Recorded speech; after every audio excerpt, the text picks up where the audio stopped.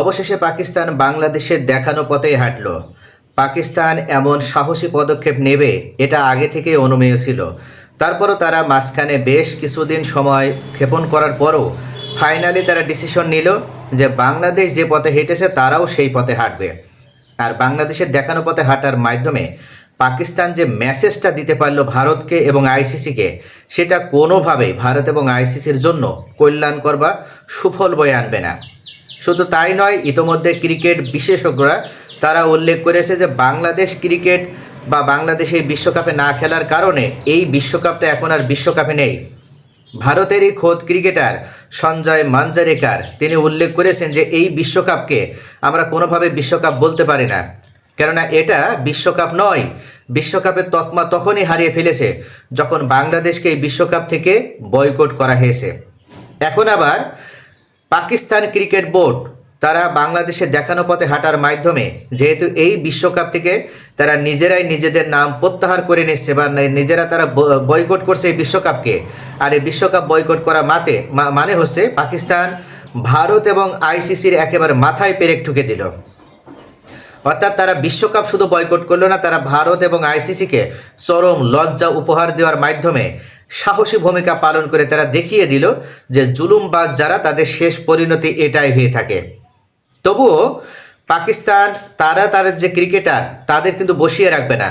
এই বিশ্বকাপ চলাকালীন তাদের খেলোয়াড়দের জন্য তারা আর্থিকভাবে ক্ষতিগ্রস্ত হতে দিবে না, আর্থিকভাবে সমস্যার মধ্যে পড়তে দেবে না। খেলোয়াড়রা যেন আর্থিকভাবে সচ্ছল হতে পারে বা একটা সাপোর্ট পায়, সেটা নিশ্চিত করার জন্য বাংলাদেশ বর্তমানে যে একটা ক্রিকেট টুর্নামেন্টের আয়োজন করেছে, এই টি-20 ক্রিকেট টুর্নামেন্টের আদলে পাকিস্তানও তারা অবশেষে একটি টি-20 টুর্নামেন্ট আয়োজন করতে যাচ্ছে। বাংলাদেশে আমরা ইতিমধ্যে দেখেছি 5 তারিখ থেকে 9 তারিখ অর্থাৎ এই 4 দিন বাংলাদেশে 3টা দলের ভিত্তিতে এই টি-20 টুর্নামেন্ট আয়োজিত হবে এবং 3টা দল ইতিমধ্যে সিলেক্টেড হয়ে গেছে। এক দলের ক্যাপ্টেন প্রদান দেওয়া হয়েছে লিটন কুমার দাসকে এবং আরেকটা দলের ক্যাপ্টেন দেওয়া হয়েছে নাজমুল হোসেন শান্তকে এবং আরেকটি দলের ক্যাপ্টেন দেওয়া হয়েছে আকবর আলীকে। এই 3 জন তারা ক্যাপ্টেন্সির দায়িত্ব পালন করবে। এছাড়া কোচ কারা থাকবে সেটাও নিশ্চিত হয়ে গিয়েছে। সব মিলে এই টুর্নামেন্টে কত টাকা খরচ হবে সেই বিষয়টি উল্লেখ করা হয়েছে, অর্থাৎ 2.80 কোটি টাকা বরাদ্দ করা হয়েছে শুধুমাত্র বিসিবির পক্ষ থেকে। শুধু তাই নয়, এই টুর্নামেন্টে ইতিমধ্যে স্পন্সরশিপ নেওয়ার জন্য বিভিন্ন অর্গানাইজেশন তারা ইতিমধ্যে যোগাযোগ অব্যাহত রেখেছে বিসিবির সাথে। তার মানে স্পন্সরশিপ থেকেও ক্রিকেটাররা ভালো একটা অর্থ ইনকাম করার সুযোগ পেয়ে যাচ্ছে। অর্থাৎ ক্রিকেটারদের বা খেলোয়াড়দের বিশ্বকাপে খেলে তারা যে আর্থিক সাপোর্টটা পেত, সেই আক্ষেপ তাদের আর থাকলো না, তাদের সেই আক্ষেপটা দূর করে দেওয়া হলো। এখন একইভাবে পাকিস্তানও যেহেতু এই বিশ্বকাপ বয়কট করতে যাচ্ছে এবং তারা আনুষ্ঠানিকভাবে আজকের ভিতরে তারা ঘোষণা দেবে, কেননা তারা যে আলটিমেটাম দিয়েছিল সেই আলটিমেটাম আজকে 1 তারিখে শেষ হয়ে যাচ্ছে। আর এই আলটিমেটামে তারা উল্লেখ করেছিল যে 1 ফেব্রুয়ারি অথবা 31 জানুয়ারির ভিতরে তারা জানিয়ে দিবে যে বিশ্বকাপে পাকিস্তান অংশগ্রহণ করবে কি করবে না। আমরা আগেই দেখেছি, গতকাল যেমন দেখেছি পাকিস্তান তাদের বিশ্বকাপ উপলক্ষে তাদের যে ঘোষিত টিম, সেই টিমের জন্য তারা জার্সি উন্মোচনের কথা ছিল বা কথা বলেছিল, অথচ হঠাৎ করে তারা কিন্তু সেই জার্সি উন্মোচন বন্ধ করে দেয়। কারণ হিসেবে উল্লেখ করা হয় যে এখনও পাকিস্তান ফাইনালের ডিসিশনই নিল না যে তারা বিশ্বকাপ খেলবে কিনা, তাহলে জার্সি উন্মোচনের কোনো প্রশ্নই ওঠে না। আর এই কারণে তারা অবশেষে জার্সি উন্মোচন অনুষ্ঠানও কিন্তু বাতিল করে দেয়। আর আজকে তাদের সেই লাস্ট দিন, আজকের ভিতরে তারা জানাবে। ইতিমধ্যে পাকিস্তানের প্রধানমন্ত্রী শেহবাজ শরীফ এমনকি সেনাপ্রধান আসিম মনিরের সাথেও পিসিবি প্রধান মহসেন নাকভি বৈঠক করেছে। আর আরেকটি পরিচয় কিন্তু মহসেন নাকভির আছে, তিনি কিন্তু পাকিস্তানের স্বরাষ্ট্রমন্ত্রী। অর্থাৎ এই দিক থেকে তার নিজস্ব কিন্তু একটা শক্তি আছে, একটা পাওয়ার আছে, একটা সাপোর্ট আছে, তিনি সেটা কাজে লাগাতে সক্ষম। তবে আজকের ভিতরে পাকিস্তান জানিয়ে যদি দেয় যে তারা বিশ্বকাপে অংশ নেবে না, তাহলে সেটার পরিবর্তে ক্রিকেটারদের জন্য তারা কোন ব্যবস্থা রেখেছে সেই বিষয়টি উল্লেখ করে দেওয়া হয়েছে। জিও নিউজের মাধ্যমে জানানো হয়েছে যে পাকিস্তান তারাও তাদের 3টা দলকে নিয়ে 4টা দলে বিভক্ত করবে।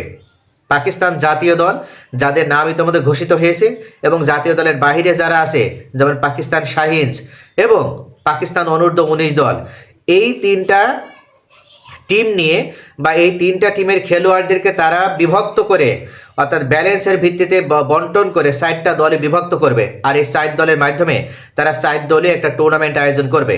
ইতিমধ্যে তারা এই টুর্নামেন্টের নামকরণও করেছে দ্য পাকিস্তানস নামে।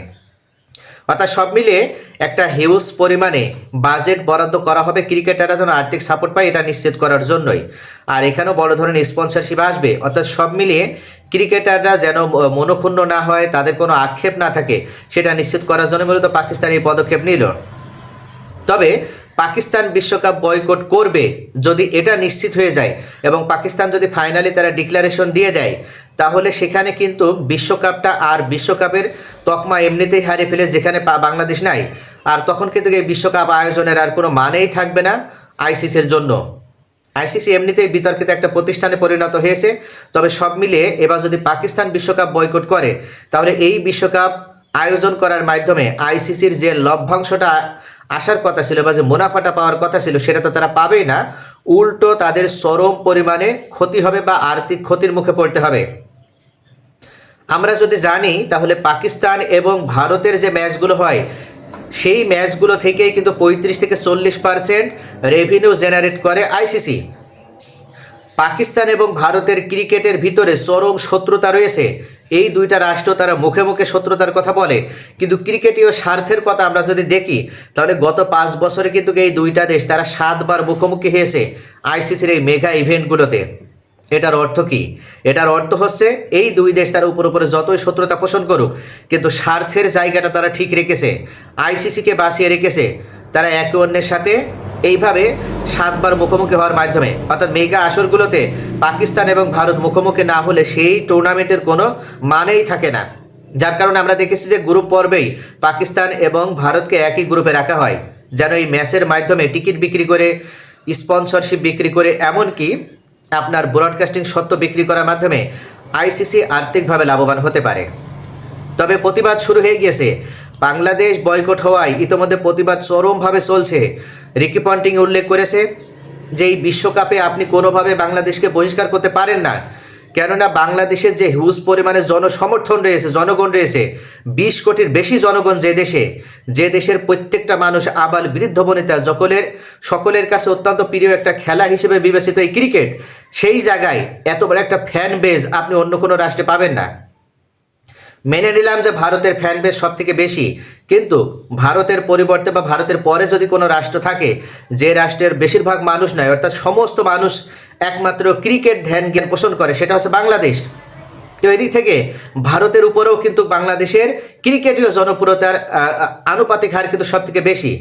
আপনি এমন দেশকে প্রায়োরিটি দিলেন বা প্রাধান্য দিলেন যেখানে 10টা দেশের জনসংখ্যা যদি এক জায়গায় করা হয়, তাহলেও বাংলাদেশের জনসংখ্যা থেকে কম।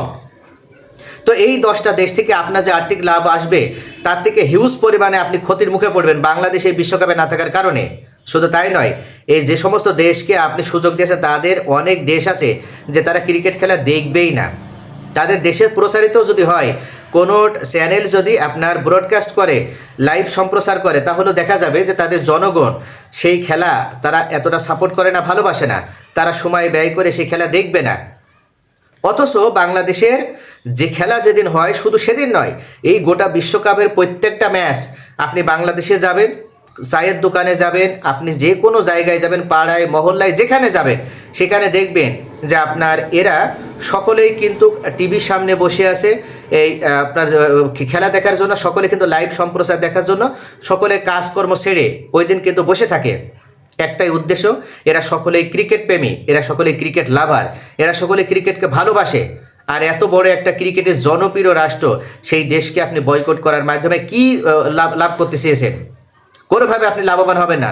হয়তো এখানে ভারতের একটা ইগো জয়লাভ হয়েছে, ভারত হয়তো একটা আত্মমর্যাদা রক্ষা করার চেষ্টা করেছিল যে বাংলাদেশের কাছে আমরা পরাজিত হব না। এখানে জয়সাপ বেশি শক্তি ব্যবহার করার মাধ্যমে জিততে চেয়েছিল, যে দেখি কার ক্ষমতা বেশি, ভারতের ক্ষমতা নাকি বাংলাদেশের ক্ষমতা। শেষ পর্যন্ত জয়শাহ হয়তো জিতেছে, সে হয়তো আইসিসিকে ব্যবহার করে শেষ পর্যন্ত জিততে পেরেছে যে বাংলাদেশ যদি খেলতে হয় তাহলে ভারত এসে খেলবে, নতুবা বাংলাদেশের কোনো সুযোগ নেই ভারতের বাইরে যে ক্রিকেট খেলার বা এই বিশ্বকাপে অংশগ্রহণ করার।